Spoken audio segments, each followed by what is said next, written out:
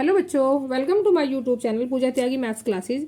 आज हम क्लास 8 के चैप्टर 3 से एक्सरसाइज 3.3 स्टार्ट करेंगे। उसे स्टार्ट करने से पहले हम थोड़ा सा पैरेललोग्राम की प्रॉपर्टी के बारे में जानेंगे, क्योंकि हमारे जो मोस्टली क्वेश्चन है वो इसी प्रॉपर्टी पर बेस हैं। तो पैरेललोग्राम जानते हैं हम पहले। पैरेललोग्राम क्या होता है?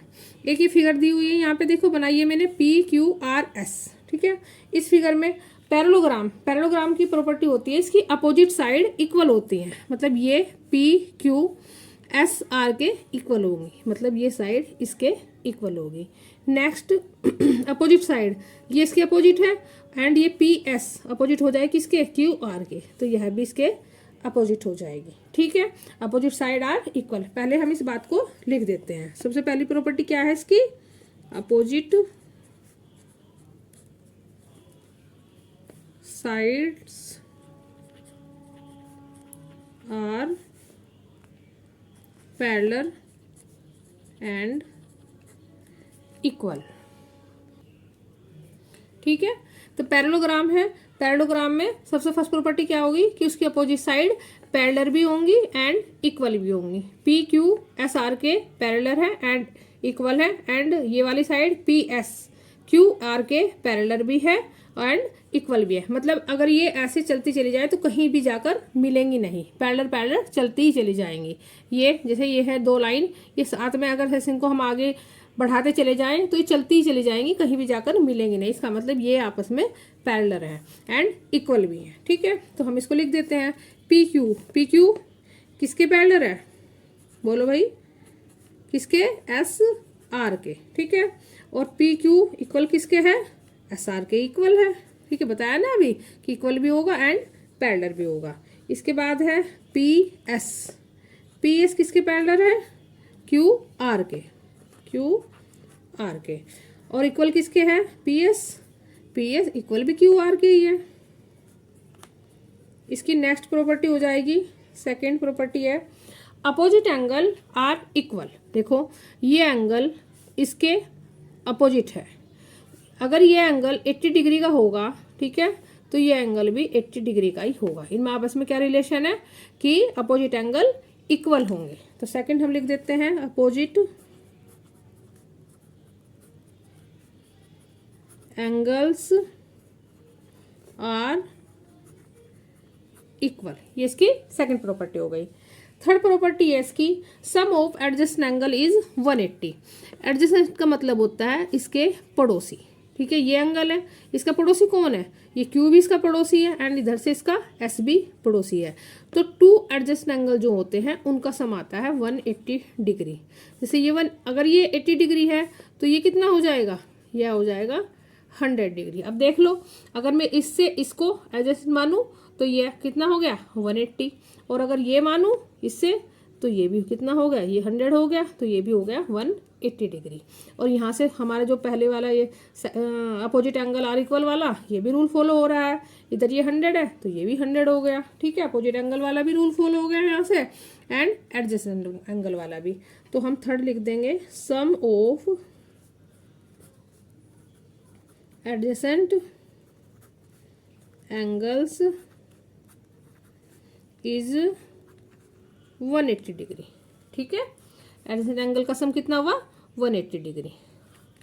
नेक्स्ट है फोर डायगोनल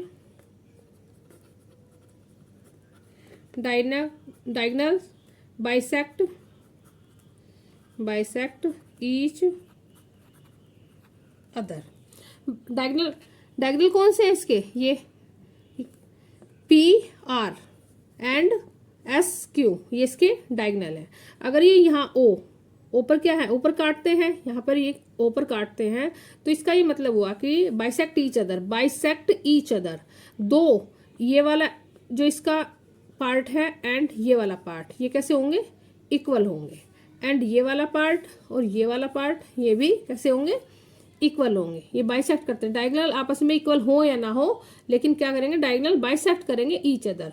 दोनों ये वाला पार्ट मतलब PO और OR के इक्वल हो गया। इधर से भी SOQ के इक्वल हो गया, क्योंकि क्या कर रहे हैं? बाइसेक्ट कर रहे हैं। कैसे? बाइसेक्ट का मतलब होता है दो बिल्कुल इक्वली पार्ट में डिवाइड करना। तो इसने 2 डिवाइड पार्ट में इक्वली कर दिया इसको, तो इसका मतलब हो गया डायगोनल बाइसेक्ट ईच अदर। ठीक है, तो ये हम इन्हीं प्रॉपर्टी का यूज करके कुछ इसमें एक्सरसाइज 3.3 से क्वेश्चन नंबर 1 करेंगे। सबसे फर्स्ट क्वेश्चन है, सबसे पहला क्वेश्चन देखो यहाँ पे एक पैरेललोग्राम बना के दिया है उसने, और इसमें से हमें ये क्वेश्चन पूछे हैं। ए डी इक्वल, तो ए डी में इक्वल है, कौन सा है ए डी? ये ए डी है, किसके इक्वल हो जाएगा? बी सी के। सिंपल सी बात है, बी सी लिखेंगे हम, बी सी ए डी ये है, तो इसी के अपनी अपोजिट साइड के इक्वल होगा ना, तो वही बात अब हम यहाँ पर लिख भी देंगे, क्योंकि उसने क्या कहा है, given a parallelogram A B C D, एक पैरेललोग्राम दिया है, complete each statement along with the definition और प्रॉपर्टी यूज। जो भी हमने प्रॉपर्टी बताई है उनका यूज करना है और डेफिनेशन भी लिखनी है।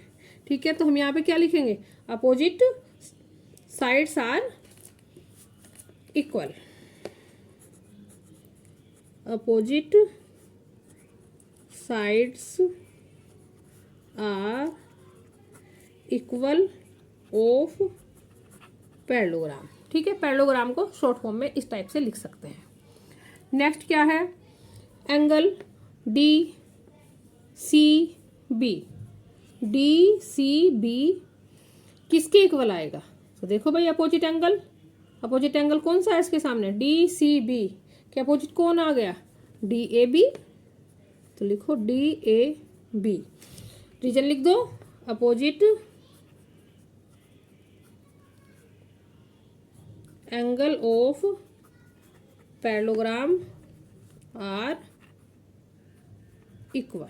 ठीक है, डी सी बी के इक्वल में कौन आ गया, डी ए बी, क्योंकि opposite angle of parallelogram are equal. Next इसका थर्ड एंड फोर्थ पार्ट देखते हैं। थर्ड पार्ट में क्या कहा उसने, ओ सी इक्वल, ओ सी क्या है, ओ सी, यहाँ से ये ओ सी किसके इक्वल हो जाएगा, ओ ए के। रीजन क्या लिखेंगे, बोलो, ओ सी किसके इक्वल हो गया, ओ ए के, ओ ए। रीजन बोलो जल्दी से इसका, डायगोनल्स ऑफ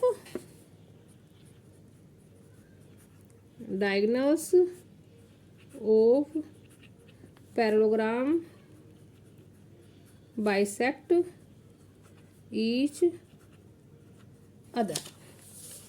नेक्स्ट देखो इसमें क्या है, measure angle D A B plus measure angle D C A. तो देखना पड़ेगा हमें, ये है एंगल डी ए बी, और प्लस किया है इसने एंगल सी डी ए। तो इनको कितना हो जाएगा, इसका सम एंड इसका सम क्या है, ये क्या बना गए, एडजस्टेंट एंगल कितने का होता है सम उसका, 180 डिग्री।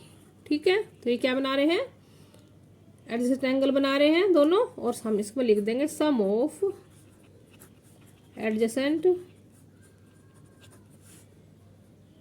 Angle of